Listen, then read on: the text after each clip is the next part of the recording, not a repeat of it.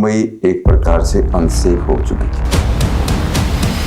एक प्रकार से इतना खौफ था अंडरवर्ल्ड का। दाऊद इब्राहिम, छोटा शकील, छोटा राजन, अरुण गवली ने दाऊद और छोटा राजन इन लोगों को कैसे अलग किया? इतने वर्षों में मैंने जितनी सैल्यूट ली खादी पहनने के बाद, मुझे लगता है कि मैंने एक साल में ब्याज सहित सारी सैल्यूट वापस कर दी। क्योंकि अभी देखिए जो मुंबई में बाबा सिद्दीकी वाला किस्सा भी हुआ था, तो somewhere after a very long time हमने देखा कि मुंबई में ऐसा कोई एनकाउंटर हुआ है। तो 26/11 के समय भी there was a major role that you played there. फिर उसे एक हिंदू एंगल भी दिया गया बाद में। ये कसाब के हाथ में रोली थी ना। जैसा आपने देखा आपकी कोर्ट में गोली चली तो आपने क्या देखा? नहीं, मैं जब गोली चली मैं नीचे देख रहा था। तो आपके चेहरे पर एक तो आपके शरीर से मरने के बाद ही बदबू नहीं आएगी और आपके चेहरे पर ग्लो रहेगी, तेज रहे। तो मोर्चरी में जाओ, पड़े हुए थे, उसको लेके गए, देखो कहीं तुम्हें बदबू आ रही कि नहीं आ रही? तो वहां तो खड़ा हुआ मुश्किल था। अरे बाप रे, इतनी बदबू आ रही थी। चेहरा देखो कितनी ग्लो है, तेजस्वी चेहरे हैं क्या? एक समय ऐसा था जहाँ जेल के अंदर से भी ऑपरेट करते, बिल्कुल। बट आज भी करते ही है ना सर। बड़े बड़े जो होते हैं, जैसे अगर हम अभी बिश्नोई की बात करें, yes, they do it right.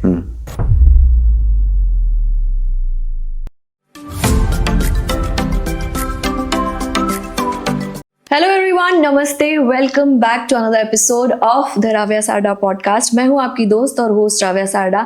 आज के हमारे जो गेस्ट हैं वो बड़े ही इंटरेस्टिंग हैं। मैं इस एपिसोड के बाद ये दावा करती हूँ कि आप बोलेंगे कि ये तो बड़ा ही धमाकेदार, और ऐसा आपको लगेगा कि आपने कोई फिल्म देखी है, क्योंकि इनकी जो लाइफ और करियर के बारे में अगर मैं बात करूँ, किसी मूवी से कम नहीं है। मैं बात कर रही हूँ डॉक्टर सत्यपाल सिंह की। डॉक्टर सत्यपाल सिंह जी, नमस्ते सर। आपने 1980 की दशक में आईपीएस ज्वाइन किया था देश की सेवा करने के लिए। 1980 में राइट। एंड उसके बाद कई बड़े केसेस आपने सॉल्व किए हैं। Mumbai bomb blast, German bakery blast हुआ था, एंड जवेरी बाजार का भी जी, गेटवे ऑफ इंडिया जी, ऐसे कई केस है, इंपॉर्टेंट केस जी। सो आज हम इन्हीं केसेस के बारे में और इनसे कई सारी बातें सुनेंगे, इनकी वीर गाथाएं सुनेंगे आज। So let's begin. सर, शुरुआत करती हूँ मैं इस चीज से कि कई लोग आपको कहते हैं कमिश्नर साहब या कहते हैं नेताजी। तो अगर मैं सत्यपाल सिंह जी से पूछूं कि सर आपको ज्यादा पसंद क्या आ रहा है, खाकी या खादी? नहीं, मुझे दोनों पसंद है, या कहना चाहिए कि मुझे जब मैं खाकी में था तो खाकी को पसंद करता था।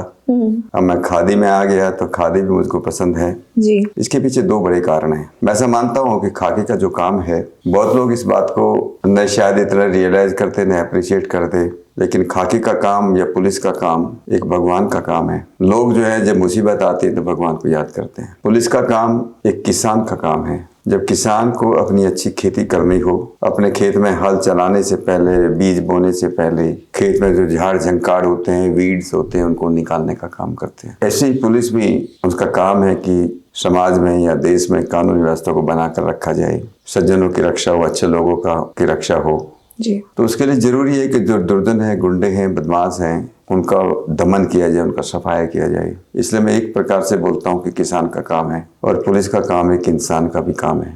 लोग इंसान उसको कहते हैं जो दूसरे की मुसीबत में मदद करते हैं। मुझको नहीं लगता है कम से कम हमारे देश में और कोई ऐसा सरकारी महकमा या गवर्नमेंट डिपार्टमेंट है जो मुसीबत में काम आता है। किसी का कुत्ता खो जाए, भैंस खो जाए, किसी के घर में फंक्शन हो, मेले लग रहे हो, कोई बड़ा फंक्शन कार्यक्रम हो, हमारे बड़े त्योहार हैं, पर्व हैं, बिना पुलिस के नहीं होते हैं जी। और इसलिए पुलिस का काम एक बहुत ही, ये बड़ी अच्छी बात है कि जिस जगह आप बैठे हो जी, ये योगीराज कृष्ण की मूर्ति है। और मैं ऐसा मानता हूँ कि योगीराज कृष्ण एक प्रकार से मॉडर्न पुलिस अफसर थे। इसलिए जो उनकी गीता में बहुत ही प्रसिद्ध वाक्य है, श्लोक है कि परित्राणाय साधूनां विनाशाय च दुष्कृताम्, कि जो सज्जनों की रक्षा के लिए और दुर्जनों के दमन के लिए मैं बार बार जन्म लेता हूँ। आपको शायद मालूम भी होगा कि महाराष्ट्र पुलिस का जो ब्रीद वाक्य है, वो ब्रीद वाक्य भी सदर करनाय खलन घृणाय है। अच्छा। जब एक प्रकार से बिल्कुल गीता से लिया है, ज्ञानेश्वरी से लिया है, सज्जनों की रक्षा के लिए, दुर्जनों के दमन के लिए। और इसलिए इस पुलिस का जो काम है बहुत ही पवित्र काम है। ये बात जरूर हमको तभी याद करते हैं जब मुसीबत पड़ते हैं। खादी को इसलिए महत्वपूर्ण समझता हूँ मैं, आचार्य चाणक्य बहुत बड़े पॉलिटिकल थिंकर हमारे देश में हुए। कुछ लोग गलती से ऐसे बोलते हैं कि चाणक्यवाज मैकियावेली ऑफ द ईस्ट, ये गलत चाणक्य की परिभाषा है या चाणक्य का इक्विवेलेंस हम करते हैं। आचार्य चाणक्य की मैकियावेली की कोई बराबरी नहीं है। आचार्य चाणक्य तो बहुत ऊपर है, मैकियावेली बहुत नीचे हैं। आचार्य चाणक्य कहते थे सर्वे धर्मा राजधर्मणि पर्यवसन्ते, दुनिया के जितने धर्म हैं, दुनिया की जितनी नीतियां हैं, सब राजधर्म में आकर के प्रविष्ट हो जाती हैं। आप एक अच्छी शिक्षा नीति लाना चाहते हो, एक अच्छी अर्थ नीति इकोनॉमिक पॉलिसी लाना चाहते हो, गरीब कल्याण की पॉलिसी लाना चाहते हो, अच्छी कृषि नीति एग्रीकल्चर पॉलिसी लाना चाहते हो, एक अच्छा टीचर कितने बच्चों को पढ़ा सकता है? 10,000, 20,000, 50, 1 लाख, इससे ज्यादा तो नहीं पढ़ा पाएगा जीवन में जी। एक अच्छा डॉक्टर कितने लोगों का ट्रीटमेंट कर सकता है? 1 लाख 2 लाख का। लेकिन अगर एक अच्छा राजनेता है, वो ऐसी पॉलिसी ला सकता है कि उसके एक सिग्नेचर से करोड़ों लोगों का इलाज हो जाता है। हमारे देश में मोदी जी आए और आयुष्मान भारत की योजना लेकर के आए, जिसको हम लोग बोलते हैं कि राष्ट्रीय आरोग्य योजना, कि जो भी गरीब है, गरीब परिवार हैं, वो 5 लाख रुपए तक मुफ्त का इलाज करा सकते हैं। सब हॉस्पिटल खुल गए, डायलिसिस फ्री होने लगी जी। कैंसर का इलाज फ्री होने लगा। तो इसलिए मैं कहता हूँ कि अगर अच्छे लोग हैं, जिसको आप लोग आजकल बोलते हैं कि वो खादी में आ गए, अगर अच्छे लोग हैं तो देश बहुत आगे बढ़ सकता है। यथा राजा तथा प्रजा। इसलिए मैं दोनों को, जब खाकी पहनता था उसको भी मैं एंजॉय करता था। मुझे लगता था कि परमात्मा ने मुझे ये समय दिया, एक संधि दी, एक मौका दिया लोगों की सेवा करने का, लोगों के दुख दर्द दूर करने का। मैंने उसको उसी ईमानदारी के साथ किया। जब मैं पॉलिटिक्स में आया तब भी इसी भावना के साथ आया कि मुझे राष्ट्र सेवा करने का एक बहुत सुनहरा अवसर मिल रहा है, इसलिए मैं उसने आया। और मुझे इस बात की बहुत बड़ी संतुष्टि है कि पिछले 10 वर्ष के अंदर मेरी जो लोकसभा कॉन्स्टिट्यूएंसी बागपत जिसको हम कहते हैं, उसमें मैंने इतना काम किया जो पिछले 50-60 वर्षों में नहीं हुआ। लोग मुझको जो है बागपत का विकास पुरुष कहकर के बुलाते हैं। तो मुझे इतनी संतुष्टि उस बात की है। ये बात जरूर है कि दोनों के काम करने में बहुत फर्क है। बहुत लोग कई बार मेरे से डिफरेंस पूछते हैं कि डिफरेंस क्या है, अंतर क्या है। मैं कई बार लोगों को ये बात बोलता हूँ कि मैं जब पुलिस के अंदर था, जब खाकी में था, तो ज्यादातर सैल्यूट लेने का काम करता था, क्योंकि सीनियर पोजीशन में आदमी आकर के सैल्यूट ज्यादा लेता है। सैल्यूट करने का समय मतलब अवसर कम मिलता है। मुख्यमंत्री आगे, बड़े कोई होम मिनिस्टर आगे, उसको सैल्यूट करना है, उस समय कम था। तो मैंने 35 लगभग 34 वर्ष मैंने पुलिस में काम किया, खाकी में काम किया। इतने वर्षों में मैंने जितनी सैल्यूट ली खादी पहनने के बाद, मुझे लगता है कि मैंने 1 साल में ब्याज सहित सारी सैल्यूट वापस कर दी। सबको हाथ जोड़ना पड़ता है। अगर आपको वोट चाहिए तो सबको हाथ जोड़ना पड़ता है। दोनों में इतना अंतर है। बिल्कुल। तो पॉलिटिक्स बहुत कठिन है जी। सर एक बात बताइए, मैं मुंबई से हूँ और आप भी काफी समय तक मुंबई में रह चुके हैं, आपने मुंबई को करीब से देखा है। क्या अंतर देखते हैं सर आप उस टाइम जब आप थे इंचार्ज वहाँ as a joint commissioner, correct? तो काफी क्राइम भी था वहां पर, आप एक डिफरेंस देखते हैं तब की मुंबई में और आज की मुंबई में? देखिए, मैं आपको ये बताना चाहता हूँ कि मैं मुंबई शहर में लगभग हर एक स्तर पर, हर एक लेवल पर काम किया। मैं वहाँ डीसीपी था, डिप्टी कमिश्नर पुलिस था जी। मैं वहाँ एडिशनल कमिश्नर पुलिस रहा। मैं जॉइंट कमिश्नर पुलिस क्राइम रहा, जो सबसे पावरफुल पोस्ट मानी जाती है। मुझे पुलिस कमिश्नर बनने का भी सौभाग्य मिला। तो मैंने मुंबई शहर को बहुत नजदीक से देखा। जब हम लोग डीसीपी थे, एडिशनल सीपी थे, मुंबई एक प्रकार से अनसेफ हो चुकी थी। बिजनेसमैन, अच्छे पैसे वाले लोग, उन्होंने अपने बच्चों की शादी, बेटे बेटियों की शादी 5 स्टार होटल में करना बंद कर दिया था। करीब करीब इम्पोर्टेड गाड़ियां खरीदी करना बंद कर दिया था। एक प्रकार से इतना खौफ था अंडरवर्ल्ड का। दाऊद इब्राहिम, छोटा शकील, छोटा राजन, अरुण गवली, इस तरह के जो लोग थे, वो गैंगस्टर्स वहां पर, मैं कह सकता हूँ, उनको मुंबई को बांटा हुआ था। एक दूसरे को मारते थे, लोगों से एक्सटोर्शन करते थे, जिसको मराठी में खंड नहीं बोलते हैं, ये वो करते थे। एक प्रकार से खौफ, वसूली करते थे। इसके पीछे बहुत कारण है क्यों अंडरवर्ल्ड इतना मजबूत बना वहां पर जी। और कई बार हमको लगता था कि हमारा जो कानून है, हमारे जो पुलिस कानून है, ये एक प्रकार से कह लीजिए हमारा जो केस को हम क्रिमिनल जस्टिस सिस्टम बोलते हैं, जिसको आपराधिक न्याय व्यवस्था बोलते हैं, इसके अंदर 4 भाग होते हैं। एक पुलिस है, पुलिस में लोग कंप्लेंट करते हैं। पुलिस के बाद केस जो कोर्ट में जाते हैं, वहां पर पुलिस का केस देखने के लिए जिसको प्रोसिक्यूशन ब्रांच बोलते हैं, या जो कि एक प्रकार से कह सकते हैं जो पुलिस के वकील होते हैं जी। एक वो व्यवस्था है। वो आजकल एक इंडिपेंडेंट व्यवस्था हो गई। वो पुलिस के अंडर में काम नहीं करते हैं, अलग उसकी व्यवस्था है जी। बहुत लोगों वहां। तीसरा एक कोर्ट है, कोर्ट में बैठे हुए लोग जो जज हैं, वो एक व्यवस्था है। चौथा एक जेल है, जिसको प्रिजन बोलते हैं। ये 4 जो है क्रिमिनल जस्टिस सिस्टम के मुख्य 4 विंग हैं। दुर्भाग्य ऐसा था उस समय कि पुलिस के पास जो कानून, पुलिस का काम तो कानूनों का इम्प्लीमेंटेशन करना है, उनको लागू करना है। हमारे कानून इतने इनएडुकेट हो चुके थे, ये एक प्रकार से कमजोर हो चुके थे कि अंडरवर्ल्ड के लोगों को हम कंट्रोल करना हम लगभग बहुत मुश्किल हो गया था। उसके बाद जैसे मैंने कहा कि जो हमारे जो पब्लिक प्रोसिक्यूटर्स होते हैं या सरकारी वकील जिसको हम बोलते हैं, उसके अपना कोई कंट्रोल नहीं है। जिस प्रकार से पॉलिटिकल अपॉइंटमेंट होता है उनका, जो सरकार आती है शासन, वो अपने लोगों को जाकर के वहां पर वकील बना देती है, पुलिस उसमें से सेलेक्ट करती है कि किसको एक केस दिया जाए। नंबर 3, कोर्ट के अंदर एक बात ध्यान रखना, जो जज बनते हैं काफी लोग, कम से कम जो सीरियस केसेस होते हैं वहां पर काफी लोग ऐसे होते हैं जो पहले, क्योंकि कुछ लोग तो डायरेक्ट जुडिशरी में ज्वाइन करते हैं, जूनियर जुडिशरी से शुरू करते हैं, सबऑर्डिनेट से करते हैं। कुछ लोग एडवोकेट्स जो रहते हैं उनकी प्रैक्टिस हो जाती है, उसके बाद वो लोग आते हैं। जी।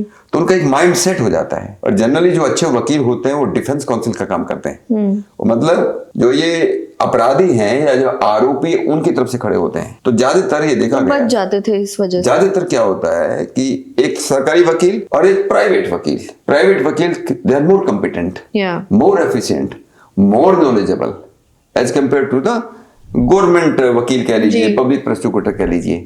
तो हमारा क्या होता था, ज्यादातर केसेस में कन्विक्शन कम होता था, सजा कम होती थी। सजा कम हो रही है, लोग बाहर निकल रहे हैं, जज को भी मालूम होगा कि ये जिसने क्राइम करके आया है। लेकिन कई बार जो है पुलिस की भी कमी है। मैं ये नहीं कहता कि पुलिस जो है बहुत परफेक्ट है, बड़ा ईमानदारी से काम करती है, पुलिस के अंदर भी कमियां हैं। जो हमारा जो एडवोकेट है वो किस तरह से उसको प्लीड करता है जी, वो किस तरह से, मतलब उसके सामने जो है, जो कहते हैं बाल की खाल निकालने वाले जो सामने एडवोकेट हैं वो कैसे करते हैं। और कोर्ट का जो है, मैं कोर्ट के बारे में एक बार आपको जरूर बताना चाहता हूँ। हमारे एक प्रेसिडेंट ऑफ इंडिया हुए, राष्ट्रपति हुए, उनका नाम था वो के अपना नारायणन, कि courts in India not cathedral means they are not temples, right, they are not temples but they are casinos. There are casinos where justice is not done, but judgment is given. Right. Judgment is given according to evidence produced before the court. एक court हो गया। उसके बाद में हमारा जो jail का, prison का, उसमें की बात कर रहा हूँ मैं, ये अर्ली 90s की बात कर रहा हूँ मैं जी। जब मुंबई तब इतना अनसेफ हो रहा था, जेल का एडमिनिस्ट्रेशन इतना करप्ट, इतना भ्रष्ट था कि उनको अरेस्ट कर जाकर के जेल में डालते थे, क्रिमिनल्स को, आरोपी को, अंडरवर्ल्ड के लोगों को। तो दे वर ऑपरेटिंग फ्रॉम जेल्स जी। तो सिस्टम एक प्रकार से मैं कह सकता हूं कि क्रिमिनल जस्टिस सिस्टम कोलैप्स हो रहा था। और जब कोलैप्स हो रहा था तो उस समय इसलिए क्राइम बढ़ रहा था, अंडरवर्ल्ड हावी हो रहा था। और उसी समय सर ये डॉन कल्चर, गैंग वॉर, ये सब बढ़ता, और धीरे धीरे बढ़ते हैं। ये दाऊद इब्राहिम का जीवन अगर आप देखोगे, दाऊद इब्राहिम पहले चोरी करता था, डोक में, बंदरगाह में चोरी करता था, फिर चाकू जैसे स्टेबिंग का काम करने लगा, दारू का धंधा करने लगा, धीरे धीरे बढ़ता चला गया, इतना बड़ा डॉन बन गया। क्योंकि हम लोगों का जो लॉ थे, हमारा जो कानून है, कानून इतने कच्चे कह लीजिए, कमजोर कह लीजिए, इनएडुकेट कह लीजिए, इसलिए ऐसा हुआ। तो फॉर्चुनेटली उसमें 1998 के अंदर हमारा एक कानून आया, 99 से लागू हुआ, जिसको हम मको का कहते हैं, आपने सुना होगा जी, Maharashtra control of organised crime act, जिसके अंदर बेल होना बड़ा मुश्किल काम था। उसके साथ ही अगर कोई उसके जो कोई एक्यूज है, अगर उनका जो स्टेटमेंट है वो उसके खिलाफ जा सकता था। तो मतलब मतलब पुलिस को एक बहुत अच्छा, एक सख्त कानून मिला। धीरे धीरे उसके बाद एक नई कल्चर भी शुरू हुई, डेवलप हुई। उस कल्चर को लोग कोई पुलिस एनकाउंटर बोलते हैं जी। But was this culture started by you? I would not say कि I started this culture, encounter culture, but मेरी भी 2 टीम थी जी जो इस काम को करते थे। और मैं ये कहता हूँ कि बहुत लोग बोलते हैं कि वेस्टेज, लेकिन देखिए मैं ऐसा मानता हूँ कि गन चलाना, गोली चलाना, ये सब लोग पुलिस में नहीं कर पाते हैं। ये बहुत हिम्मत का काम है। ट्रेनिंग लेने के बाद भी सब लोग जो है गन नहीं चला पाते हैं। इट इज वेरी डिफिकल्ट है। कौन चलाएगा? उधर से अगर गोली आएगी, कौन उसका मुकाबला करेगा? तो ये require very selected officer, selected man जो इस काम को कर सकते हैं। और पब्लिक क्या चाहती थी? पब्लिक ये उनको कानून से कुछ लेना नहीं, उनको तो से बचना था। सेफ्टी चाहिए, सिक्योरिटी चाहिए, प्रोटेक्शन चाहिए। पुलिस कैसे काम करती है ये पुलिस के ऊपर है। तो एक प्रकार से पुलिस के ऊपर जो इतना प्रेशर होता था, कुछ लोग तो इस बात को ह्यूमन राइट्स वाले बोलते हैं, एक्स्ट्रा जुडिशियल किलिंग हो रही है, स्टेज किलिंग हो रही है, इस तरह की बातें करते थे। मैं इस बात को पूरी तरह डिनाई भी नहीं करता कि भी ऐसा नहीं होता है, ऐसा भी हो सकता है। लेकिन पुलिस के बहादुर अधिकारी और जवानों ने मुंबई को एक सेफ, एक सुरक्षित वातावरण देने का काम किया जी। सर बिल्कुल सर, जैसे आपने अभी बात करी कि कैसे गैंगस्टर्स पहले पहले का समय था कि एक समय ऐसा था जहां जेल के अंदर से भी ऑपरेट करते, बिल्कुल, बट आज भी करते ही है ना सर। बड़े बड़े जो होते हैं, जैसे अगर हम अभी बिश्नोई की बात करें, yes, they do it right. देखिए, मुझको लगता है आपकी बात में दम है। निकोल बिश्नोई की बात में मैं तो कहता हूँ कि यह मैंने दिल्ली के तिहाड़ जेल के भी केस मैंने सुने हैं, ऐसा नहीं है। हमारी इसलिए जेल की व्यवस्था में अभी भी कुछ कमियां हैं जी। जेल की व्यवस्था में कमियां कह लीजिए, हमारे अधिकारियों में कह लीजिए कमियां कह लीजिए, भ्रष्टाचार कह लीजिए, या हमारा जिस प्रकार से हमको जामर हमको लगाना चाहिए, जिस प्रकार की हमको जो है वहां पर त्रुटियां हैं, अभी त्रुटियां भी हैं। इसलिए भारत सरकार का मैं इसलिए धन्यवाद करना चाहूंगा कि भारत सरकार ने अभी जो मोदी सरकार के अंदर जो गृह मंत्रालय है, उन्होंने एक मॉडल प्रिजन मैनुअल निकाला है, जो कि मॉडल जेल कैसी होना चाहिए, और सभी प्रदेशों को, सभी राज्यों को, स्टेट्स को भेजा है कि भी हमारी जो है, एक तो ओवर क्राउडेड जेल्स है जी, जहाँ आदमी 100 रखना चाहिए वहाँ 200 हो सकते हैं, 250 हो सकते हैं, ज्यादा सर। मतलब जस्ट एग्जांपल मैं दे रहा हूँ कि जो कैपेसिटी से ज्यादा वहां पर लोग हैं, उस हिसाब से मैन पावर नहीं है, जो मैन पावर उनको मैनेज करती है। उस हिसाब से आजकल ये टेक्नोलॉजी का जमाना है। टेक्नोलॉजी के इस जमाने में मुझे को लगता है कि जेल्स को, प्रिजन्स को टेक्नोलॉजी को ज्यादा एम्प्लॉय करना चाहिए, ताकि कोई भी गैंगस्टर जो जेल के अंदर बैठा है वो जो है वहां से ऑपरेट नहीं कर सके। बिल्कुल सर, क्योंकि अभी देखिए जो मुंबई में बाबा सिद्दीकी वाला किस्सा भी हुआ था, तो somewhere after a very long time हमने देखा कि मुंबई में ऐसा कोई एनकाउंटर हुआ है। इसको एनकाउंटर मैं नहीं कहूंगा, बहुत दुर्भाग्यपूर्ण है, एक हत्या ही कहना चाहिए कि जिस प्रकार से उनकी हत्या की गई, बाबा सिद्दीकी की ऐसी हत्या की गई, अपने ऑफिस से जैसे निकल रहे थे, बाहर आ रहे थे, जिस प्रकार से हत्या की गई, जिस प्रकार से शूटर्स का इस्तेमाल किया गया। मैं मुंबई पुलिस का भी अभिनंदन करना चाहूंगा कि शायद 20 से ज्यादा लोग उसमें जो है अभी तक अरेस्ट हो चुके हैं। लेकिन एक्चुअल माइंड क्या था, कौन इसके पीछे है, लॉरेंस बिश्नोई इसके पीछे है, दूसरा कोई है, वो तो मुझे लगता है कि बड़ा मुश्किल है अभी कहना जी। लेकिन ये बात सही है जो आपने कहा है कि अभी भी कुछ लोग जो है जी, क्योंकि जैसे phone, I think the biggest problem, और हर चीज जो क्राइम में जो साथ देती है इनका, जो क्रिमिनल्स के लिए जो बड़े ही फायदा होता है वो है फोन का इस्तेमाल। फोन का इस्तेमाल अगर जेल से बंद हो जाए तो कहीं ना कहीं ये बंद नहीं होगा सर। नहीं, ये किया जा सकता है। ये कोई इतनी बड़ी कोई इम्पॉसिबल चीज नहीं है कि हम इसको कंट्रोल नहीं कर सकते। हमको विल पावर चाहिए, हमारे पास पॉलिटिकल विल पावर चाहिए, एडमिनिस्ट्रेटिव विल पावर चाहिए। जब वहां पर हमारे डीजी, एडिशनल डीजी जो इंचार्ज बैठे हैं, उनका जो हमारे जेलर बैठे हैं, दे हैव टू डिसाइड। लेकिन जब आदमी खुद अंदर से कमजोर होता है, जब अंदर के हमारा जो है मोरलिटी जो कम हो जाती है, एक प्रकार या ईमानदारी हमारी कम, इंटीग्रिटी गड़बड़ हो जाती है, तब ये सब इस तरह की बातें होती हैं। इतना बड़ा काम नहीं कि हम इस बात को ऑपरेशन को बंद नहीं कर सकते। क्यों नहीं कर सकते? ये फोन कहाँ से आ रहे हैं जी? हम लोग जो है आज ये पता कर सकते हैं कि ये पर्टिकुलर जेल से कितने फोन बाहर जा रहे हैं या कितने फोन वहां से बाहर जा रहे हैं। ये आजकल तो टेक्नोलॉजी अवेलेबल है, तो it can be done easily. I request प्रशासन should take care to effective steps to control it. एक कंट्रोल आ जाएगा अगर ये कम्युनिकेशन लाइंस ही बंद हो जाए। करना चाहिए कहीं ना कहीं, if not 100% I am saying, at least we can see कहीं तो शुरुआत हुई है इस चीज की। लेकिन वो क्या है, हम लोगों का कई बार नेक्सस होता है, nexus between criminals and bureaucrats, nexus between criminals and politicians. Absolutely, ये जो नेक्सस बन जाता है कई बार, इससे सब गड़बड़ शुरू होता है। We have to break this nexus, तब ये सुरक्षित आएगी जी। एक बात पूछूं सर? हाँ, पूछो ना। आपने दाऊद और छोटा राजन, इन लोगों को कैसे अलग किया?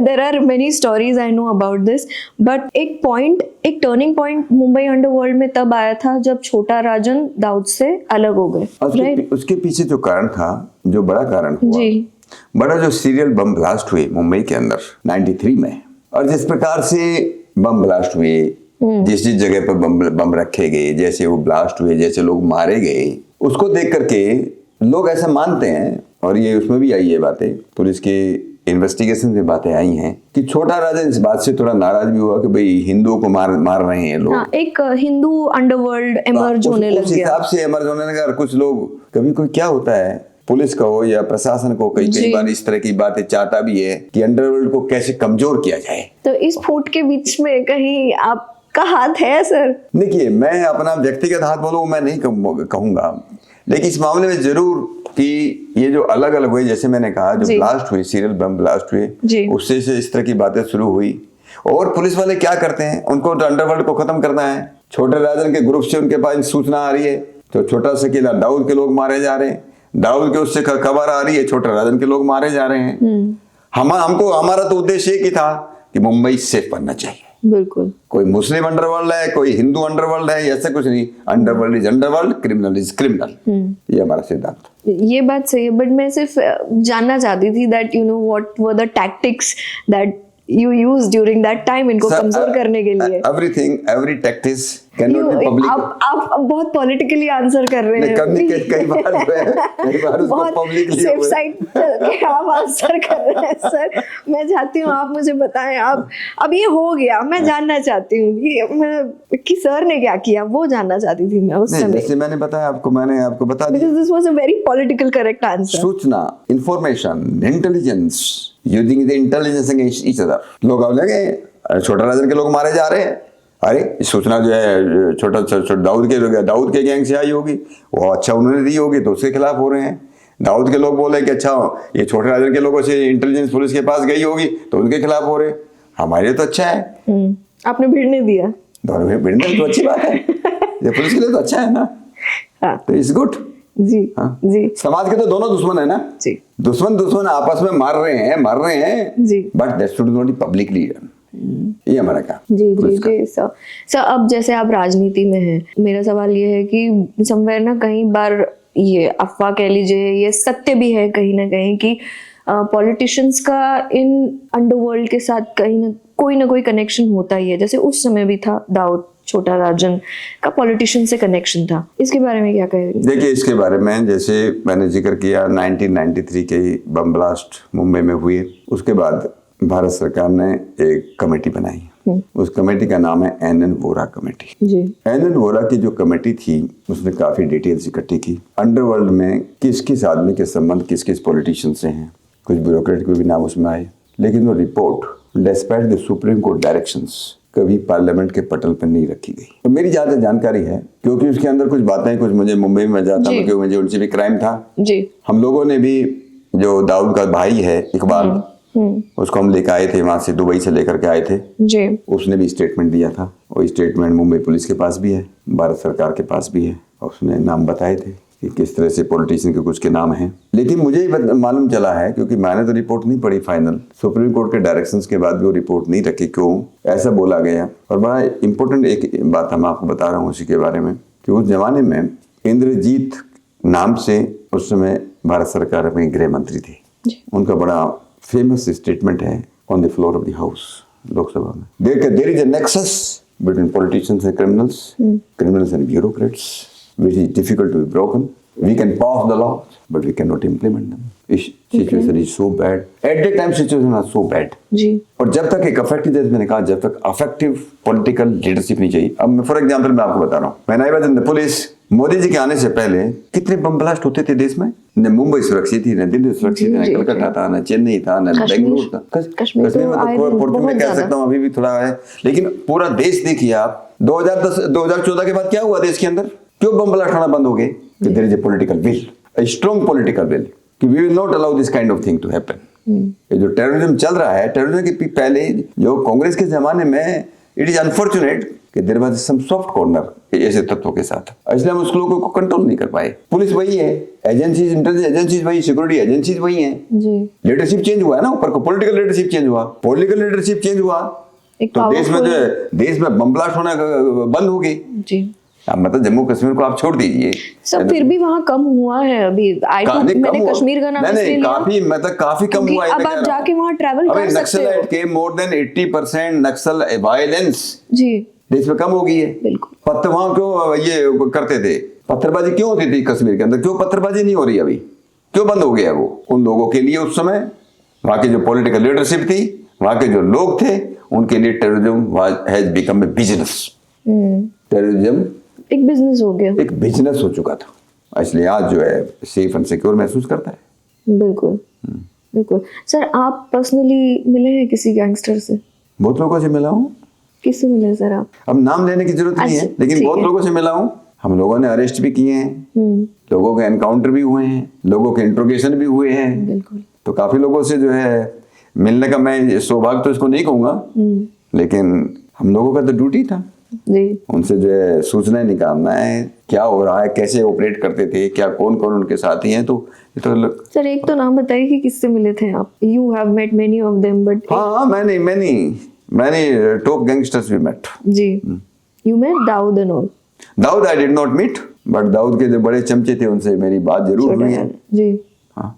अच्छा कभी क्या इंटरेस्टिंग, मतलब इनकी साइकी क्या होती है जब आप इनसे इंफॉर्मेशन निकालते हो? और देखिए, एक तो ये बात ध्यान रखना चाहिए कि लातों के भूत बातों से नहीं मानते। You got the point? या पुलिस को वो बोलते हैं ना अंग्रेजी में हॉट एंड कोल्ड टैक्टिक्स इस्तेमाल करते हैं। आजकल टेक्नोलॉजी का जमाना है। टेक्नोलॉजी के जमाने में शुरू में तो मोबाइल फोन तो 95 में शुरुआत हुई थी, जस्ट बिगिनिंग थी 95 में। आजकल वो ऐसे कंप्यूटर से वो प्रोटोकॉल वगैरह यूज करते हैं। तो कैसे हमारी टेक्नोलॉजी बहुत बढ़ गई है। इंटरसेप्शन हो रहे हैं, टेलीफोन इंटरसेप्ट होते हैं, तो अंडरवर्ल्ड के भी टेलीफोन इंटरसेप्ट होते हैं। तो टेलीफोन उससे काफी सूचना जो है पुलिस को मिलती है। जिन लोगों को सस्पेक्ट करती है पुलिस, उनके टेलीफोन इंटरसेप्ट होते हैं, बिल्कुल। तो उनसे काफी बातें मिलती हैं। कुछ बातें जो है काफी जो है बिटवीन द लाइंस पढ़नी पड़ती है। जो सूचना आ रही है, काफी सूचना पुलिस को आती है। बहुत लोग सूचना देते हैं, कुछ बिना नाम के करते हैं, बिना कोई नाम से करते हैं। तो ये पुलिस का तो काम है, because they are the expert कि how to collect information and intelligence and act upon it. तो इस तरह सर आपने मुझे एक पुलिस का एंगल बता रहा है, मुझे जानना है आपने क्या किया। What did you do? I am only interested in you. मैंने क्या किया? मैंने जो ऑफिसर्स एंड टीम तैयार की, I made them expert how to collect intelligence, how to collect information, how to carry out the operation, police operations, how to carry out the operations and not to get caught. जी okay, कल को court भी है ना। बिल्कुल। तो आपके document कितने अच्छे हैं, आपके पेपर कितने अच्छे बने हैं, पुख्ता पेपर होने चाहिए। पुख्ता पेपर होना चाहिए, कल को आप फंस जाओगे। तो पुख्ता पेपर कैसे तैयार करना है, इंटेलिजेंस कैसे करना है, ऑपरेशंस कैसे करना है, that was my duty to supervise it. जी बट आप जब ये बड़े बड़े क्रिमिनल्स से जब मिले अंडरवर्ल्ड के, इनकी साइकी क्या होती है? What is the first impression when you meet them? इनमें अलग अलग तरह के लोग होते हैं। ऐसा आप नहीं कह सकते कि सब तरह के क्रिमिनल, सब तरह के गैंगस्टर्स में सेम तरह की साइकी होती है, अलग अलग होते हैं। कुछ लोगों को आप परिवार के नाम से तोड़ सकते हो। बिल्कुल। फॉर एग्जाम्पल हमारे बम ब्लास्ट हुआ जावेरी में, बम ब्लास्ट हुआ जावेरी बाजार में हुआ। इस तरह के हमको लोग मिले, बोला कि मैं अपनी बेटी से मेरी बात करा दो तो मैं आपको सूचना दे दूंगा। कुछ लोग ऐसे हैं। अच्छा। कुछ लोग ऐसे हैं कि उनको कितना भी आप प्रताड़ित करो, टूटते नहीं। जो हार्ड कोर जो क्रिमिनल्स होते हैं, criminals I should not say कि टेररिस्ट जो आइडियोलॉजिकली कमिटेड होते हैं। आइडियोलॉजिकली कमिटेड, एक नक्सलाइट भी आइडियोलॉजिकली कमिटेड हो सकता है, एक टेररिस्ट भी आइडियोलॉजिकली कमिटेड हो सकता है। कि उनसे सूचना निकालना बहुत कठिन काम है। तो उसके इधर उधर से सूचना निकालने के बाद जब उनको आप इंट्रोगेट करते हो, उनके आमने सामने लोगों को करते हो, तब निकलता है। तो ये it is job an expert. जी हाँ, it's not an easy job. It's not an easy job. जी आजकल क्या है, स्पेशली इन अंडरवर्ल्ड के अंदर भी कुछ लोग आजकल पढ़े लिखे लोग भी आने लगे। पहले तो ज्यादा कम पढ़े लिखे लोग होते थे, तो कम पढ़े लिखे को तो जो है उनसे सूचना निकालना ईजी है, लेकिन अगर कमिटेड आदमी है तो उससे सूचना निकालना उतना ही कठिन होता है। बिल्कुल। तो that you require the expertise. Tough to break. Who was tough to break during your time? देखिए, generally terrorists they are very tough to break. No, like you will not take name. Who was tough to break? की जरूरत नहीं है, क्योंकि जो generally जो लोग ऐसे होते हैं जो टेररिस्ट एक्टिविटी में इन्वॉल्व थे, ऐसे कुछ लोग हैं जो बहुत मुश्किल होता है। I have seen because I have dealt with Naxalites also. तो नक्सलाइट्स भी बहुत ही कुछ जो है, जो सीनियर कैडर है, they are very highly committed cadres होते हैं। They're trained in that way. They are committed. जैसे आप लोगों ने सुना होगा कुछ टेररिस्ट जो है वो खा जाते हैं, साइनाइड खा लेते हैं, वो मरना पसंद करते हैं, अपने को जो सुसाइड करना पसंद करते हैं। तो ये जो है, जो इतना जो कमिटमेंट है, इस तरह ट्रेन किया जाता है। जी सर, आपने जैसे अभी इन्फॉर्मर्स की बात की, कोई ऐसा इंसिडेंट है कि आपको एक इन्फॉर्मेशन मिली है कहीं से, लेकिन जब आप गए तो पता चला इट्स अ ट्रैप? हुआ है सर? मैं ऐसा नहीं कहूंगा कि ट्रैप हुआ, लेकिन ये बात जरूर है कि कई बार सूचना जो है गलत, हमको जो सूचना दी जाती है, कई बार जो इन्फॉर्मेंट है उसकी जो सूचना थी वो सही नहीं निकली। ये बात जरूर है जी। हाँ, क्योंकि पुलिस वाले को ट्रैप तो मुझे नहीं कहना चाहिए कि पुलिस वाले इस मामले में वेरी वेरी एक्सपर्ट। जी। कोई एक टीम नहीं होती है, कई बार दो दो तीन तीन टीम होती हैं। मैंने खुद मैं आपको बताना चाहूँगा, जैसे मैंने सीबीआई में काम किया, मैं सीबीआई में अंडर कवर काम किया। सर 90 के दशक में जब आप बम्बई में थे तो ये इनकाउंटर भी आपने किए उस समय? मेरी टीम करती थी। आपने किए? नहीं, मुझे जरूरत नहीं पड़ी। आपने इनकाउंटर नहीं किया? तो मैं मुझे तो इनकाउंटर का किस्सा सुनना था कोई। नहीं, जैसे हम लोगों को सूचना आती थी, हाँ। हमारा नियम ये था, देखिए कोई भी एनकाउंटर या कोई भी पुलिस ऑपरेशन जिसको हम बोलते हैं, पुलिस भाषा में पुलिस ऑपरेशन बोलते हैं हम लोग, हम एनकाउंटर नहीं बोलते हैं। एनकाउंटर ये मीडिया बोलती है। आप क्या बोलते हो? हम तो पुलिस ऑपरेशन बोलते हैं। हाँ। It is police operation. Police operation. चलिए। तो हमारे पास जब सूचना आती थी कि ऐसे ऐसे गैंगस्टर है और इतने केसेस में इन्वॉल्व है, ये वहां पर आने वाला है, एक बात जरूर है कि मैं उसको वेरीफाई करवाता था। कई बार ये भी हो सकता है कि हमारे नीचे के जो अधिकारी हैं उनकी सूचना सही है या नहीं, किसी का व्यक्तिगत कुछ सेल्फिश इंटरेस्ट भी हो सकता है। बिल्कुल हो सकता है कोई के ऐसे भी केसेस हुए हैं, इसलिए मैं आपको बोल रहा हूँ। और हमारे कई अधिकारियों के ऊपर इस प्रकार के आरोप लगे हैं कि एक अंडरवर्ल्ड के हिसाब से दूसरे अंडरवर्ल्ड के लोगों को खत्म करने के लिए, शूटर को करने के लिए इस तरह का मतलब जो है कुछ लोग ने काम, ऐसे आरोप लगे हैं। प्रूव कहीं नहीं हुआ, लेकिन आरोप। ह्यूमन राइट्स वाले भी आए होंगे हाँ, कभी तो जो भी इस प्रकार की सूचना आती थी, ये वास्तव में सही है, वास्तव में इस आदमी ने इतने क्राइम किए कि नहीं किए हैं, इसको वेरीफाई करना है। वेरीफाई करने के बाद फिर टीम को उसमें डिप्लॉय करना है। वही टीम वहां पर जाएगी, कैसी टीम जाएगी। जब सूचना आने के बाद उसका नियम ये था कि भाई हम उसको स्टेशन डायरी में एंट्री करेंगे। स्टेशन डायरी में एंट्री करने के बाद कंट्रोल रूम को बताएंगे। कंट्रोल रूम को कई बार बताते थे कि भाई ऐसे ऐसे अपने को सूचना मिली है, ऐसे हमारी टीम जो है वहां पर जा रही है।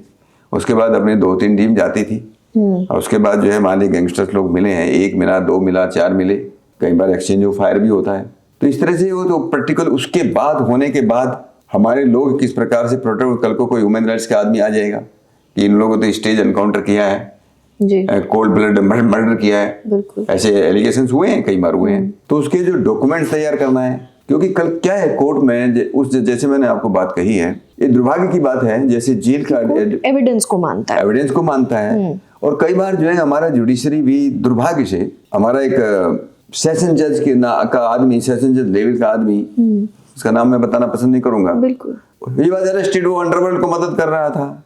एक केस में जो है गोली चली, कोर्ट के अंदर गोली चली, दूसरा केस बता रहा हूं मैं, एक मैं तो मदद ही कर रहा था वो जी। दूसरे केस के अंदर अंडरवर्ल्ड के दूसरी पार्टी मार करके कोर्ट के अंदर, कोर्ट रूम में आकर के गोली मार दी। और जब हमारे पुलिस वाले जज के पास गए कि साहब आपने देखा आपके कोर्ट में गोली चली, तो आपने क्या देखा? नहीं, मैं जब गोली चली मैं नीचे देख रहा था। ये जवाब दिया हमारा एक हाई कोर्ट का जज मुंबई का, उसकी हैंड चिट पकड़ी गई। आपने इकबाल मिर्ची का नाम सुना है ना, दाऊद का खास आदमी जो ड्रग डील करता था जी। उसके नाम से पैसे को उसने जो उसके दुबई में फर्म बनाई, उसकी एक ब्रांच जो है लंदन में है, लंदन की जज ने कोई किताब लिख दी इस्लामिक लॉ के ऊपर, इससे पकड़ा गया। बाद में भारत सरकार ने बोला कि भाई इससे बेटर अगर किसी जज को, आप हाई कोर्ट के जज को अरेस्ट करोगे तो कितनी बड़ी बदनामी होगी। तो बाद में कह रहे रिजाइन वगैरह करवाया हो चुका है, लेकिन कई बार मतलब सिस्टम कमजोर हो जाता है कई बार। लेकिन सिस्टम मुझे कहना चाहिए कि व्यक्ति के कारण कमजोर होता है, और व्यक्ति के कारण सिस्टम जब मजबूत बनता है। जी सर, आपकी जो एनकाउंटर स्पेशलिस्ट टीम है, तो जैसे कई बार ऐसा होता है ना कि नेताओं का, पॉलिटिकल या फिर ह्यूमन राइट्स वालों का एक प्रेशर आ जाता है। देखिए नेताओं का मुझे कहना चाहिए कि इस विषय में मैं महाराष्ट्र को बड़ा अभिनंदन करना चाहूंगा। महाराष्ट्र के जो पॉलिटिशियंस हैं वो चाहे किसी भी पार्टी के हों, मैंने शिवसेना बीजेपी के काल में भी काम किया, मैंने कांग्रेस के जमाने में भी काम किया, कांग्रेस और एनसीपी के जमाने में। जहां तक ये बात है कि अंडरवर्ल्ड को कंट्रोल करना है, क्रिमिनल्स को कंट्रोल करना है, इस मामले में मुझको नहीं लगता है कि शायद कोई नेता जो है कोई इंटरफेरेंस किया, कम से कम मेरी तो दृष्टि में नहीं है। बिल्कुल सर, जब आप ये ह्यूमन राइट्स वाले, उनकी बात जरूर, उनका अलग उनका एंगल है। ह्यूमन राइट्स वालों का इसलिए जो है ज्यादातर ह्यूमन राइट्स वाले जो ग्रुप हैं, मैं सबको मैं नहीं बोलूंगा कि सब ह्यूमन राइट्स वाले गड़बड़ हैं, वो काम नहीं करते हैं, लेकिन कुछ ह्यूमन राइट्स के ग्रुप हैं, कुछ ऐसी ऑर्गेनाइजेशन ह्यूमन राइट्स से बनी है जो बाहर के हिसाब से उनकी फंडिंग बाहर से होती है, अपने एस्टेब्लिशमेंट के खिलाफ वो लोग काम करते हैं, अपने पुलिस के खिलाफ काम करते हैं, अपने कोर्ट के खिलाफ काम करते हैं। कुछ लोगों का ऐसे स्वार्थ है जी सर, एक ये भी बात कही जाती है कि अंडरवर्ल्ड का बॉलीवुड से भी हमेशा एक कनेक्शन रहा ही है। देखिए पहले तो काफी था ऐसे लोग, हमारे उसमें ये बात आई है जब हम लोग वहां पर काम करते थे, इस प्रकार के कनेक्शन की बात तब आई है। और क्योंकि उस समय film industry was not an industry recognized by the government, उस समय जो थी कि वहां पर जो है आपको मालूम है एक फिल्म बनाने में जितना पैसा लगता है, ब्लैक मनी ज्यादा ब्लैक मनी ज्यादा यूज होता था, कैश ज्यादा यूज होता था। ब्लैक मनी जो अंडरवर्ल्ड के पास होता, अंडरवर्ल्ड के लोग जो उसको फंड करते थे, अंडरवर्ल्ड के लोग जो है वो ओवर मतलब जो है जिसको हम बोलते हैं ओवरसीज राइट्स खरीद रहे हैं, कोई म्यूजिक राइट्स खरीद रहा है, कोई इसका कर रहे हैं। तो इस तरह का वास्तव में था, इसमें हम नहीं कह सकते। इसलिए अंडरवर्ल्ड फिल्म इंडस्ट्री के लोग भी सफर किया इसके कारण। जब आप सांप को दूध पिलाओगे, it is also sorted now जी। हाँ जी, सांप को दूध पिलाओगे तो कभी ना कभी तो काट खाएगा ना। तो अभी छोटे हम तो मुझे नहीं लगता है, अभी तो फिल्म इंडस्ट्री हमारा अच्छा काम कर रही है। जी जी जी। जैसे कुछ एक्टर्स हैं, जैसे 93 बॉम्बिंग में भी उनका नाम लिया जाता है, संजय दत्त की गाड़ी में AK-47 भी मिली थी, तो कनेक्शन तो है। और तब तो था, कुछ लोगों का था, ऐसा मैं मानता हूँ जी। अभी एकदम इमीडिएट अभी तो मैं नहीं बता प्रेजेंट है, अभी मुझे नहीं लगता है। अब तो फिल्म इंडस्ट्री काफी साफ सुथरी हो गई है, लोगों को मालूम है कि इन लोगों के साथ अंडरवर्ल्ड के साथ संबंध करने से कितना गलत उसके परिणाम आएंगे। पर तभी एलिगेशंस थे संजय दत्त के ऊपर भी ये कनेक्शन होने के लिए। दाऊद नहीं तो दाऊद तो बेचारा जेल में रहा है, उसका तो सब केस बना है, सब कुछ रहा है, जेल में गया है। जी जी तो और भी कई लोगों के साथ हुआ है, ऐसा बात नहीं है। सर अभी जो बाबा सिद्दीकी वाला केस है वो भी कहीं ना कहीं कनेक्ट किया ही जाता है बाबा सिद्दीकी के लिए भी।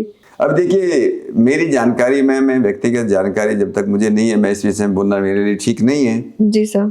उसके पीछे क्या कारण थे, क्यों उनकी हत्या की गई है, कुछ भी वो दुर्भाग्यपूर्ण है, दुखपूर्ण भी है परिवार के लिए विशेष रूप से। इसके पीछे क्या कारण है, प्रॉपर्टी का कोई धंधा था या कोई कनेक्शन की कहीं बात थी जी, वो मैं नहीं कह सकता, या पॉलिटिकल राइवलरी तो मुझे नहीं लगता है, लेकिन कुछ ना कुछ तो इसका कारण आएगा ही। और आई थिंक मुंबई पुलिस जो है क्राइम ब्रांच उसको इन्वेस्टिगेट कर रही। बिल्कुल सही, आपको मालूम चलेगा। जी सर। सर 26/11 के समय भी there was a major role that you played there. 26/11 में मैं मुंबई में नहीं था।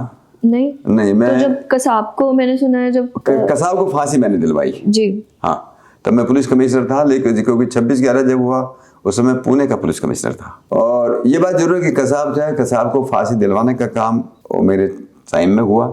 और उसको हम लोगों ने कैसे उसको रात को कैसे ऑपरेशन किया, कैसे उसको जेल से वहां से लिया, कैसे उसको पुनः रात को लेकर के गए, कैसे उसको फांसी दी गई, वो सब अपनी टीम का काम था। जी, आपकी टीम का काम। तो कैसे हुआ, इस कैसे को बताइए सर थोड़ा सा। नहीं देखिए, कुछ बातें जो ऑपरेशनल डिटेल्स हैं, ऑपरेशनल डिटेल्स नहीं चाहिए, किस तरह से हमने उनको जो है No, I will never ask operational details, but I just want to know कि कैसे हुआ था। जिस कोठरी में वो बंद था, किसी को मालूम नहीं चला। एक तो ये बात है जी, न मीडिया को मालूम चला, न पुलिस को मालूम चला, न जेल को मालूम चला पहले बिल्कुल कि कौन आने वाला है, कौन जाने वाला है। जेल से लिया गया, उनको मालूम था मेन आदमी को, जहां से उसको लिया गया हमारी टीम के लोगों ने लिया, बड़ी सिक्योरिटी के साथ, गाड़ियों के साथ।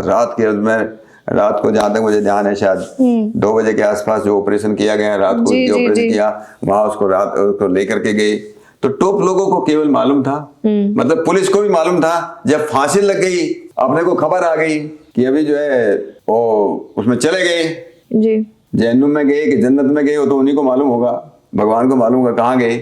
जब उसको फांसी लग गई तब हमने जो है मीडिया को बताया कि कसाब को फांसी लग गई है, कसाब अभी जिंदा नहीं है। सर ये प्लानिंग के बारे में कुछ आप बता सकते हैं कि कैसे सरहद पार ये प्लानिंग हुई थी और फिर वो यहाँ पर आए वो लोग सभी?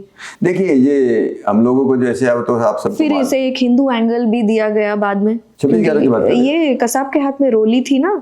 देखिए ये जो है ये कोई नई बात नहीं है, बिल्कुल ये केवल 26/11 में हुआ ऐसी भी बात नहीं है। हमारा जो है बनारस के अंदर जो है हनुमान मंदिर में वो अटैक हुआ था, बम ब्लास्ट हुआ था, लोग उसमें करते हैं जी। हमारा जो है यहाँ पर रामपुर हमारा सीआरपी का कैंप था, उस पर हुआ है। कई बार हमारे जम्मू कश्मीर में ऐसे हुआ है। कई बार लोग इस तरह से जो है अपना नाम बदल देते हैं, तिलक लगाते हैं, जो भी उसको बांधते हैं, कलावा जो बांधते हैं, तो उसके हिसाब से तो जो नाम तो बहुत बदलते हैं। नाम बदल करके किराए पे मकान लेते हैं, रूम लेते हैं। ये इसी का तरह का काम जो है नक्सलाइट भी इस तरह का काम करते थे, कहीं किराए पे मकान लेना है जी। एक लेडी के साथ रहने लगेंगे, हस्बैंड वाइफ बन जाएंगे।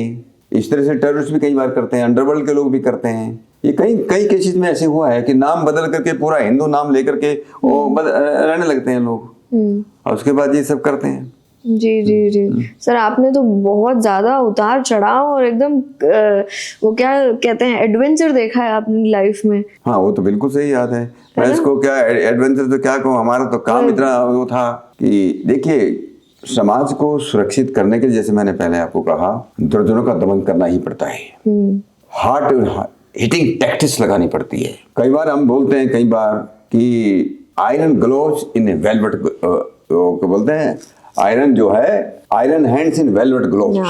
तो इस तरह का ये टैक्टिक्स यूज करना पड़ता है। तो पुलिस का काम, उसको आप एडवेंचर कहो, रोमांटिसिज्म कहो, इट वाज वेरी एडवेंचरस। हाँ, तो उस तरह तो उसको करना ही पड़ता है। जो आदमी, मैं एक केस आपको अगर बताऊं, हमको सूचना मिली, और मैं पुलिस कमिश्नर था मुंबई का, हमको भारत सरकार की इंटेलिजेंस एजेंसी से सूचना मिली कि एक आदमी जो है वो ISI के कनेक्ट उसमें है, उससे कांटेक्ट में है, उसको उठाना है। कैसे उसको उठाना है? हम लोगों ने टीम तैयार की। मोहम्मद अली रोड, कितनी बिजी रोड है, मोहम्मद अली रोड से उसको उठाना है। बड़ा एकदम से क्लीन पिकअप होना चाहिए, अंग्रेज पुलिस की भाषा clean pickup. Nobody should come to know कि पुलिस ने उठाया। तो पुलिस की गाड़ी तो यूज नहीं करेंगे, पुलिस की यूनिफॉर्म भी नहीं होगी, पुलिस के ऐसे लोग भी नहीं जिनका लोग चेहरा पहचानते होंगे। सिविल तरीके से जाना है। किस तरह से उसको उठाएंगे? 3 दिन तक हमारी टीम लगी रही। तीसरे दिन जाकर के पिकअप हुआ। फिर उसको कहाँ लेके गए, कहाँ उसको रखा, वो बात की बात है, पता की बात नहीं। लेकिन कई बार इस तरह का दिक्कत आती है जी ऑपरेशन के अंदर जी। लेकिन वो उसका जब सक्सेस मिलती है तो उसको अच्छा भी लगता है कि हम लोगों ने अच्छा काम किया जी। सर, आपके जो साथी हैं जैसे दया नायक या विजय सालस्कर कह लीजिए, इन पे पिक्चरें बन गई, आप पे बनेगी? वेरी, जैसे मैंने अभी बात की है, बड़े ही वो कहते हैं ना, तो मैंने अपनी बायोग्राफी लिखी है, उस पर लोग वेब सीरीज बनाने की बात कर रहे हैं लोग। क्योंकि मेरा एक नहीं, ऐसे मेरी बहुत इंसिडेंट्स हैं, लेकिन मैं सब बातें सच लिखी हैं, नाम भी डाले हैं अभी तक तो मैंने।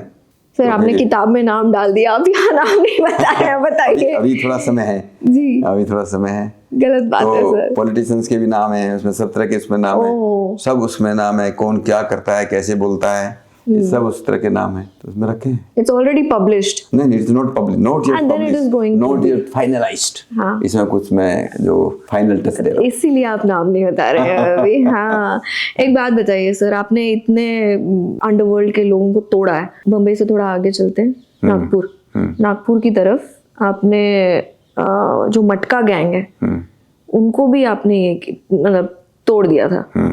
वो कैसे हुआ सर? बम्बई में भी तोड़ा है, वहां पर भी हुआ है जी जी। देखिए, ये स्पेशली मटका गैंग है, क्रिकेट बैटिंग है, ये ऐसा नहीं है कि पुलिस को मालूम नहीं चलता, मालूम चल जाता है अगर हम लोग ईमानदार हैं अपने उसमें। और जैसे मैंने कहा कि जैसे जिस आदमी पर हम लोगों को ये रहता है कि ये बुकी कौन है, बुकी तो नाम होते हैं, जैसे मतलब 20-22, जैसे मुंबई सिटी में 20-22, जहां तक मुझे अभी भी याद है, शायद 22 कितने नाम थे जिनका बुकी का काम करते थे। नागपुर में तो कम थे। जब उनका हमको मालूम चल जाता है के खिलाफ किस केस आते हैं, जनरली जो लोग काम करते हैं इस तरह के, उसमें कुछ न कुछ सूचना तो मिलती है ना पुलिस को।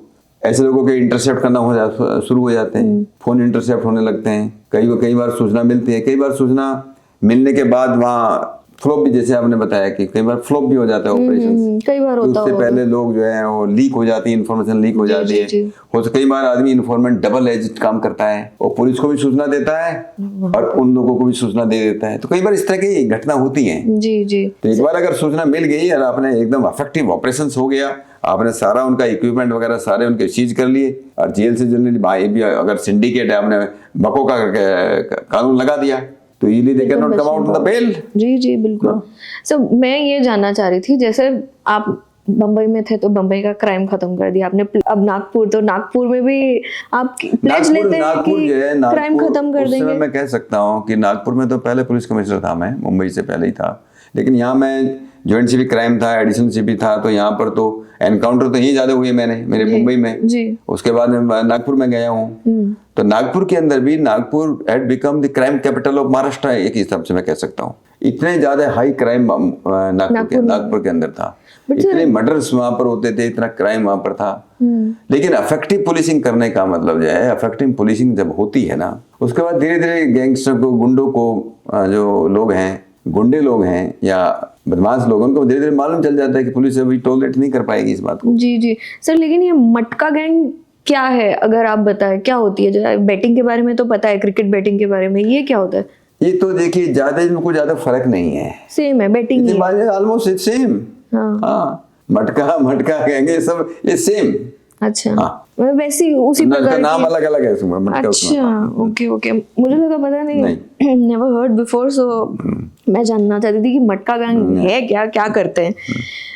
नागपुर से जुड़ा एक और मामला है, मिशन मृत्युंजय।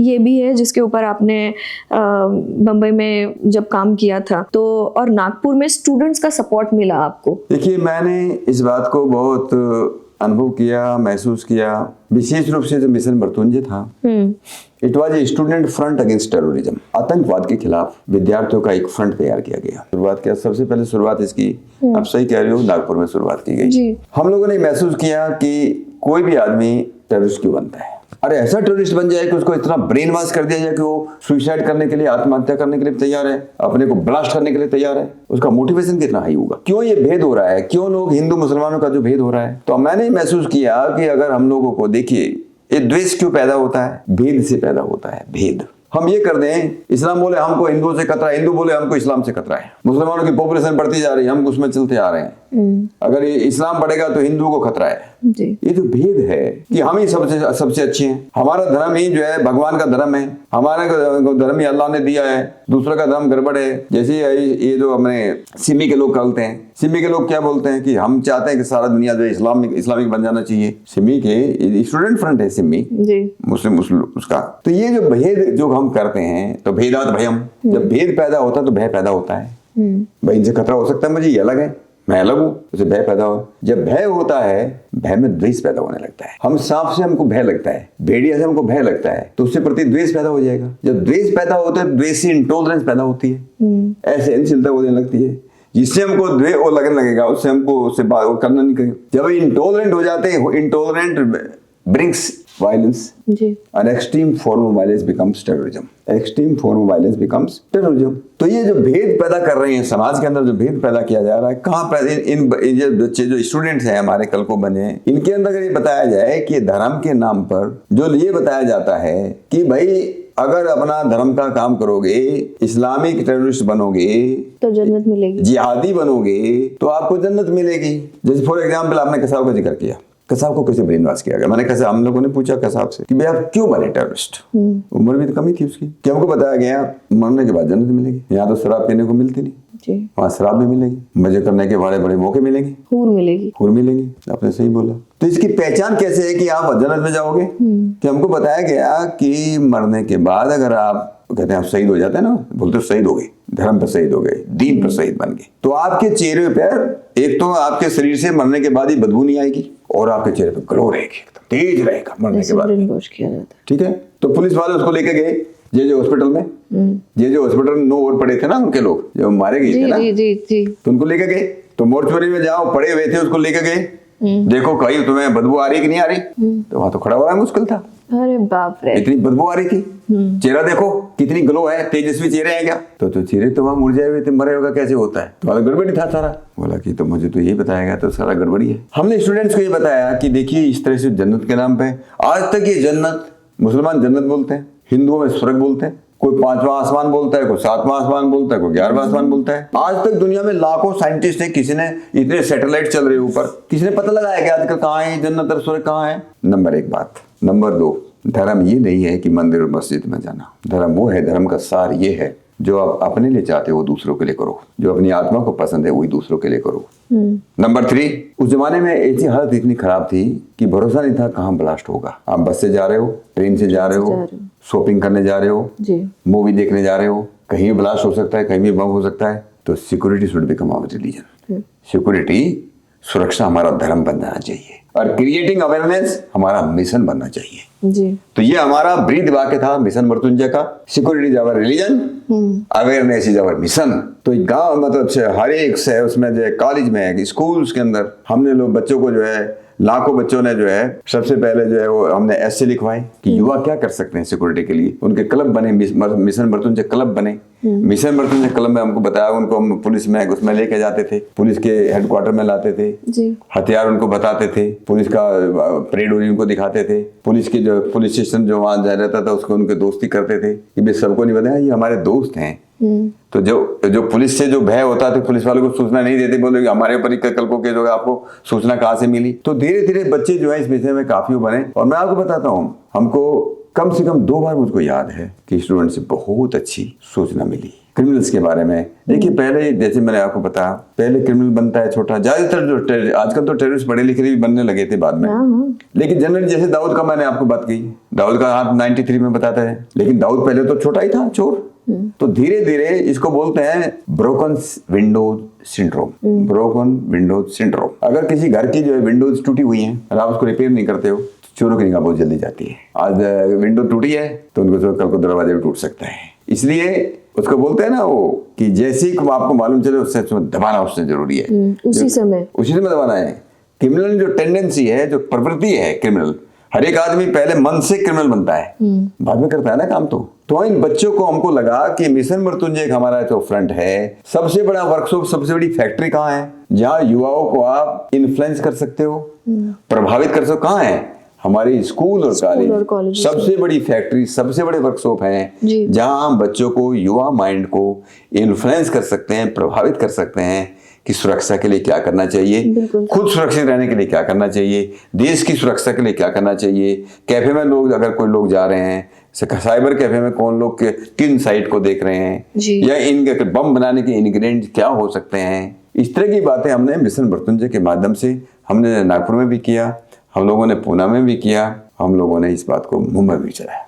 सर लेकिन अब भी है ये मिशन मृत्युंजय, होना चाहिए, होना चाहिए ये, लेकिन ये डिपेंड करता है on the boss, on the police commissioner, क्यों कैसा है। It should be made no. जैसे स्कूल वाले पिकनिक के लिए ले जाते हैं, हम you know this is very much important कि हम जैसे हमारी हिस्ट्री की बात करते हैं कि टेक्स्ट बुक्स में है, वैसे ही हमारे लिए जो पब्लिक सर्विस में लोग हैं उनके बारे में भी बच्चों को जानना बहुत जरूरी। और ये जो आप अवेयरनेस की बात कर रहे हैं, दैट इज तो वेरी मच इंस्पायरिंग। ये होना ही चाहिए स्कूल्स में, बिल्कुल होना चाहिए। अब बच्चों को बताना चाहिए। आजकल बच्चे दिन भर फोन पे, टैब पे, इस पे लगे हुए होते हैं। दे शुड नो, अवेयरनेस होनी ही चाहिए। कि हम लोग बच्चों को बताते हैं अगर अर्थक्वेक आ गया अपने को कैसे बचाना है, आग लगी तो अपने को कैसे बचाना, अरे कहीं ब्लास्ट हो रहा तो कैसे बचाना। ब्लास्ट होने से पहले हम ये पता कैसे करें कि ये आदमी टेररिस्ट हो सकता है। बिल्कुल। मैं एक किस्सा आपको बता रहा हूँ। मैं यहाँ से जा रहा था एक बार, दिल्ली से बेंगलोर जा रहा था फ्लाइट में जी। तो मेरी बगल में जो आदमी था, मुझे उस पर डाउट हुआ, उसके हाव भाव पर। हम एयरपोर्ट पर जा रहे उतरे तो वीडियो बना रहा था, तो मुझे लगा, तो मैंने तुरंत उसका जो सीट नंबर था, फ्लाइट नंबर मेरे पास था जी। मैंने तुरंत जो है आईबी के डायरेक्टर को फोन किया कि मुझे इस आदमी पे डाउट है। बंगलोर उतरा था, और आपको जानकर बड़ा अच्छा लगेगा, वो टेरर ग्रुप का ही आदमी था, मिला। तो ये आखिर इस प्रकार से ट्रेन कर देना, कान इस तरह से ट्रेन कर देना, चौकन्ना आदमी को बना देना। उस जमाने में तो हम लोग क्या बोलते हैं, stranger is danger, stranger is danger. तो ये मतलब जितना जो माहौल बना है, हम लोग कैसे लोगों को पहचान सकें, चेहरे से कैसे पहचान सकें। साइबर कैफे में लोग आ रहे हैं, हमारे साथ एक क्लास में हमारे साथ पढ़ रहे हैं, डिप्लोमा कुछ कर रहे हैं, तो उनके हाव भाव से, उनकी एक्टिविटी से इतना हमको ज्ञान होना चाहिए कि भाई आदमी कौन हो सकता है जी। एक बार सूचना गलत हो सकती है, उसको कोई बात नहीं है, लेकिन सूचना शेयर करने की हिम्मत भी होनी चाहिए। बिल्कुल। और ये हिम्मत देने के लिए हम लोगों ने, उनको अवेयर करने के लिए हमने अपना मिशन मृत्युंजय बनाया। जी सर, बिल्कुल। जैसे हम लड़कियों को स्कूल में गुड टच बैड टच सिखाते हैं, उसी तरह मुझे लगता है कि ये आपने बिल्कुल सही बात कही कि ये होना ही चाहिए बच्चों को अवेयरनेस। और हायर ऑफिशियल से भी मेरी तो यही अपील है इस इंटरव्यू के द्वारा कि under your guidance they should do this, they should start this. नहीं, करना चाहिए, बिल्कुल करना चाहिए। मैं कहता Very सारे important. देश में ही करना चाहिए। और उसमें हमारे होम मिनिस्टर, चीफ मिनिस्टर बोलते थे कि ये सारे महाराष्ट्र में इस बात के आप देश के युवा को स्ट्रॉन्ग कैसे करोगे? बिल्कुल, उनको ये मुहिम चलना चाहिए। बिल्कुल बिल्कुल। सर, अब बात करते हैं जर्मन बेकरी वाले ब्लास्ट की हाँ। और गेटवे ऑफ इंडिया वाले ब्लास्ट की। ये दो ब्लास्ट के बारे में बताइए सर। ये सबसे पहले तो मैं जो गेटवे ऑफ इंडिया पे जो हुआ था, जी, देखिए जो वहाँ पर ब्लास्ट हुए, ये प्लानिंग कैसे हुई थी? प्लानिंग इसमें एक हस्बैंड वाइफ को लिया गया, पति पत्नी को लिया गया। हमारा जो जोगेश्वरी का जो एरिया है वहाँ पर ये लोग रहते थे। उनको थोड़ा सा एक प्रकार से मुझे कहना चाहिए कि ब्रेन वॉश किया गया। उनको पैसे दिए गए और हस्बैंड वाइफ की टीम थी, रियली हस्बैंड वाइफ थे जी। और उन लोगों ने जो बम बनाए, तो गेटवे ऑफ इंडिया पे जो था तो हस्बैंड वाइफ जो अपने टैक्सी में बैठ के गए थे उससे हुआ। दूसरी जो टीम थी उसमें अलग टीम थी, जवेरी मार्केट में जो हुआ। और ये लोग तो निकल के अपना छोड़ करके वहां से निकल गए और सामान अपना लाए थे। सामान पीछे डिक्की में रखा हुआ था टैक्सी की, और ड्राइवर भी उस समय टैक्सी उसने बंद करके वो भी घूम रहा था। तो ब्लास्ट हुआ, ब्लास्ट में लोग मारे गए, बहुत घायल हुए। बाद में इसका पता करने का भी बड़ा अच्छा वो है, हम लोगों के लिए बड़ा चैलेंज था जी। और इसको पता कैसे लगाया जाए कि इसको कैसे क्रैक किया जाए। मैं उसमें जो इनसे भी क्राइम होता था, मैंने हमारे डिटेक्शन ब्रांच की जितने भी हमारी टीम थी, 12-13 हमारी अलग अलग मुंबई शहर में अलग अलग हमारी यूनिट थी, सब टीम के ऑफिसर्स को बुलाया गया, सबको टास्क दिया गया कि ये पता किया जाए कैसे उसको, क्योंकि वहाँ पर जो ब्लास्ट हुआ और टैक्सी वाले ने तो इतना बताया कि मैं तो वहाँ से उनको लिया था। पहले वो जो ऑटो में आए, ऑटो के बाद टैक्सी में बैठे, उसको इससे ज़्यादा मालूम नहीं कि ऑटो में कहाँ से आए, लेकिन थोड़ा हम लोगों ने अंदाज लगाया। हमारे एक ऑफिसर ने 3 दिन वो फल बेचने वाला बन गया, सिर पे टोकरा रख करके, तहमंद बांध करके, गोल टोपी लगा करके उस कॉलोनी में 3 दिन तक फल बेचता रहा जी। और उस ऑफिसर का वो देखिए आप, डेडिकेशन कितनी बड़ी बात है। ये एक ऑफिसर आदमी एपीआई था उसमें, असिस्टेंट पुलिस इंस्पेक्टर, कि फल का टोकरा लेकर के चले इधर उधर, पहचान भी तो सकता है ना कोई, ड्रेस बदल करके, टोपी लगा करके, हेमंत बांध करके, टूटी फूटी चप्पल पहन करके, कभी यहाँ फल बेच रहा, कभी उधर फल बेच रहा। धीरे धीरे पता करते हुए उसको मालूम चला कि यहाँ एक परिवार में ये लोग कुछ महीने पहले आए थे, 2 महीने पहले आए थे और वो किराए पे मकान लिया था। तो वहाँ से जो है केस जो क्रैक होना शुरू हुआ। ड्राइवर को मैंने कॉन्फिडेंस भी दिया, ड्राइवर को हम लोगों ने, हमको ये था कि ड्राइवर ही मारा जा सकता है। ड्राइवर को यूपी का रहने वाला था, उसका पुलिस ने सारी व्यवस्था की, उसको सुरक्षित रखा, उसकी टैक्सी भी चली गई थी, उसको पुलिस ने सहारा दिया एक प्रकार से, उसको पूरा उसका ध्यान रखा, परिवार का ध्यान रखा, उससे जो सूचना मिली थी। धीरे धीरे करके सारी बातें जब जाके केस जो है, जावेरी मार्केट का जो केस है वो एक प्रकार से लोगों की आंखें खोलने वाला केस है। उसका सॉरी जर्मन बेकरी वाला, हम लोगों को मालूम चल रहा था कि जहाँ जहाँ भी फॉरेनर्स आते हैं, विदेशी लोग आते हैं, वो टेररिस्ट का टारगेट हो सकता है। जर्मन बेकरी में भी काफी, एक तो पूना में उस समय जिस समय पुलिस कमिश्नर था पूना का, पूरे देश के विदेशी स्टूडेंट 42% स्टूडेंट पूना के अंदर थे, बाहर से विदेशी थे। उसके बाद ओशो आश्रम है वहां पर, यही है कोरेगांव पार्क में। हाँ, तीसरी बात, वहां पर यहूदियों का एक वो है मंदिर, टेम्पल है, फायर टेम्पल है।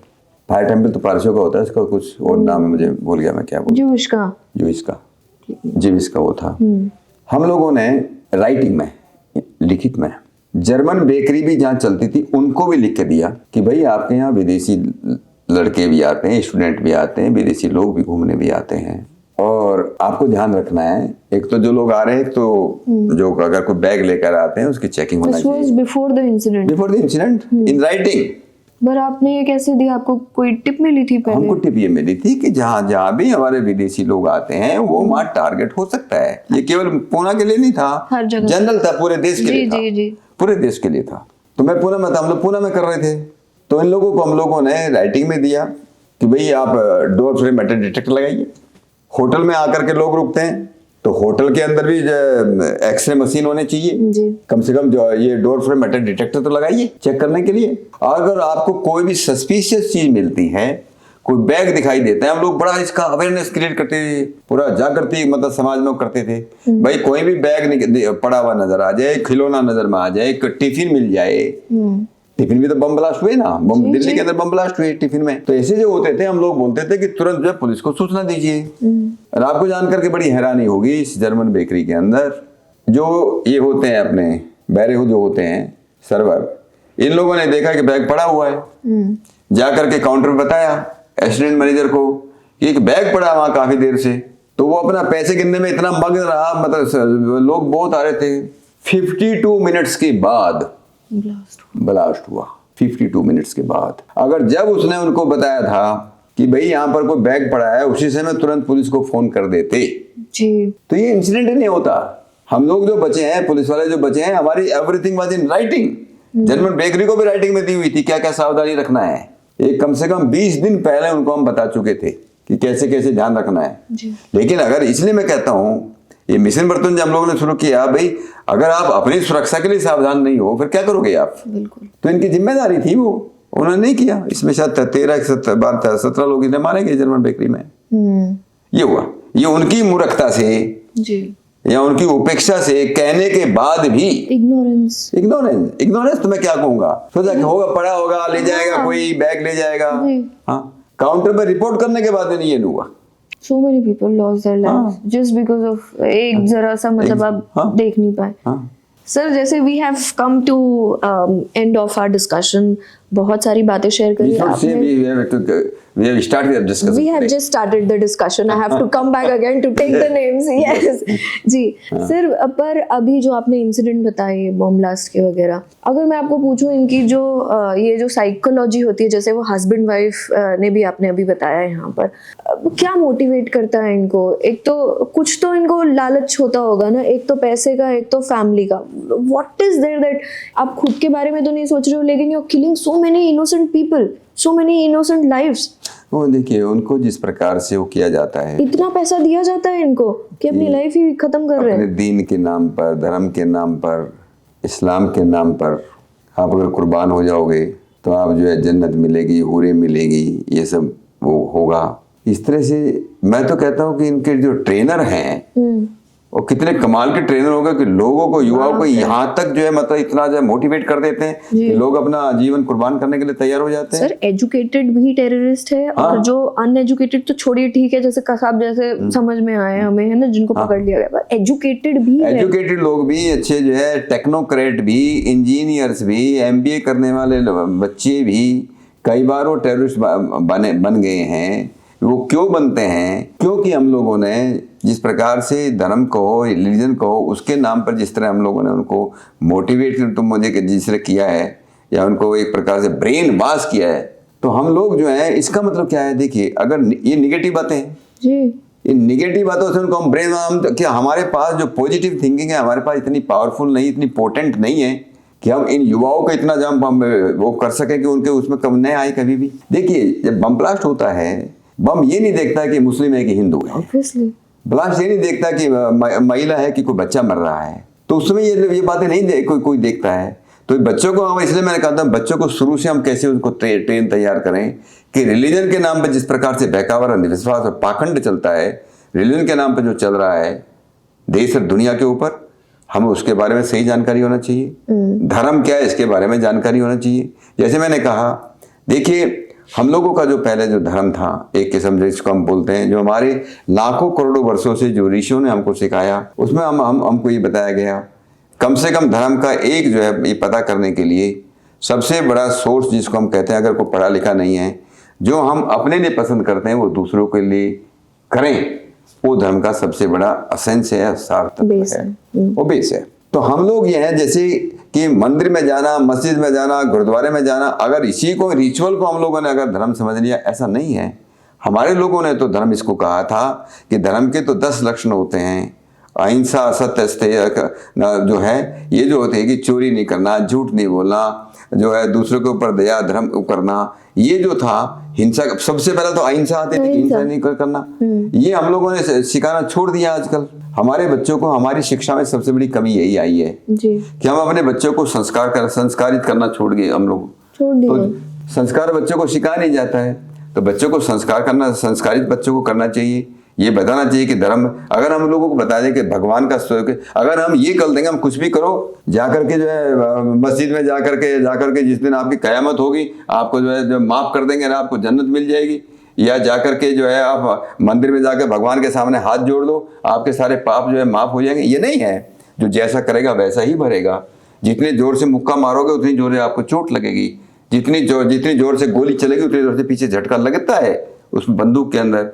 तो जो आदमी जो है जैसा कर्म करेगा उसका फल मिलता है। ये बच्चों को सिखाना बहुत जरूरी है, लोगों को, समाज को सिखाना जरूरी है। और तभी जा करके लोगों को जो है कि ये जो धर्म के नाम पे, धर्म तो मैं उसको बोलता नहीं, रिलीजन के नाम पे जो लोगों को ब्रेन वॉश किया जाता है, पागल बनाया जाता है, उससे जो है समाज की या दुनिया की मुक्ति होगी।